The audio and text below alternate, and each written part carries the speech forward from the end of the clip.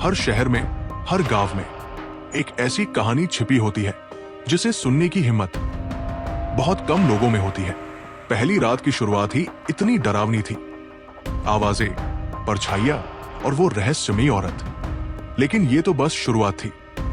काली हवेली अभी अपना असली राज दिखाना बाकी था। तो चलिए देखते हैं चारों दोस्त हवेली के बाहर आ पाते हैं कि नहीं। वो चीख किसकी थी? मैंने सुना था ना, कोई मदद के लिए चिल्लाया था। रिया, शायद हवा की आवाज थी। यहाँ सब पुराना है, आवाजें गूंजती हैं। नहीं कबीर, मैंने किसी को देखा था। वो सफेद कपड़ों में थी और वो मुझे घूर रही थी। मेघा, तुम थकी हुई हो।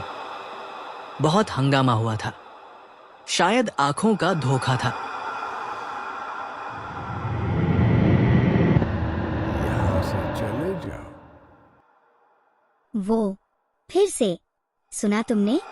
किसी ने कहा चले जाओ। कौन है वहां? सामने आओ।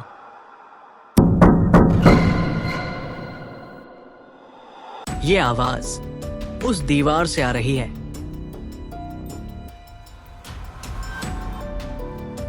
दीवार?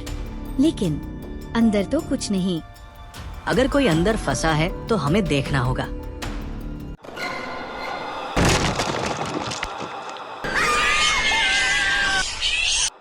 कबीर, ये क्या खुल गया? मुझे लगता है ये सिर्फ दीवार नहीं थी, ये रास्ता है।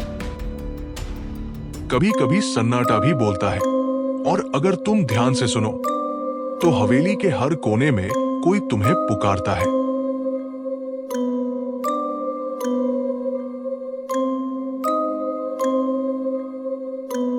ये जगह हवेली के नीचे का हिस्सा लगती है। यहाँ देखो, कुछ लिखा है।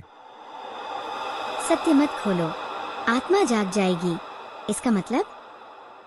शायद ये किसी चेतावनी जैसी बात है। तुम देर कर चुके हो। वो फिर से किसी ने कहा, तुम देर कर चुके हो। वो देखो, वो खुद हिल रहा है। ये क्या है?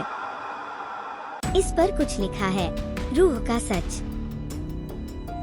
रूह का सच? मतलब लगता है ये डायरी उसी औरत की है। कभी कभी जवाब ढूंढना डर को बुलाना होता है, और अब हवेली ने अपनी अगली चाल चल दी है। देखो, पहले पेज पर कुछ लिखा है। जो इस हवेली का सच जानने की कोशिश करेगा, वो यहाँ से कभी नहीं जाएगा। मतलब ये हवेली खुद एक जाल है, और वो औरत शायद इसी जगह की आत्मा होगी। अब देर हो चुकी है। वो फिर से आ गई। कौन कौन हो तुम? तुमने उसे खोल दिया। अब ये हवेली तुम्हें कभी नहीं छोड़ेगी। हमसे गलती हो गई, हमें माफ कर दो। बहुत देर हो चुकी है। भागो। कभी कभी जो डर दिखता है वो असली नहीं होता। असली डर वो होता है जो दीवारों के अंदर जिंदा रहता है।